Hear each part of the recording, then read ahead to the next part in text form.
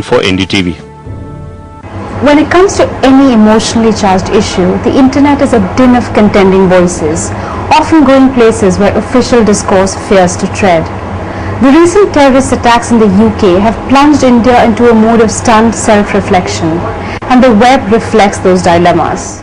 This is the Orkut profile of Sabeel Ahmed, one of the Indian doctors arrested for his role in the UK car bombing attacks.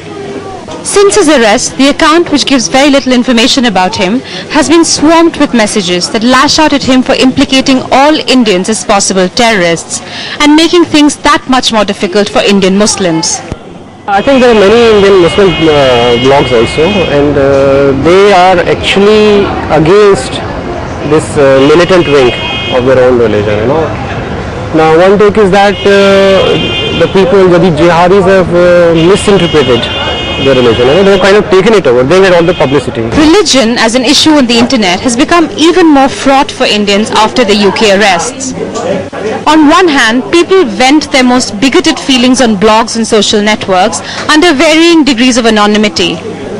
On the other hand, for anyone willing to go deeper, these internet forums offer a profusion of perspectives, allowing an unmediated conversation on faith and affiliation. In my blog, I mentioned that we can no longer allow political correctness to prevent debate on this issue. Basically, the thing is, these three people are Indian and Muslim. That's a fact, and we should accept it. Some introspective blogs by Indian Muslims warn against a sharpening sense of separateness, while others reflect their unease with fundamentalism at their doorstep. The competing loyalties of nation and the concept of an Islamic pan-national community have not so far been an Indian preoccupation.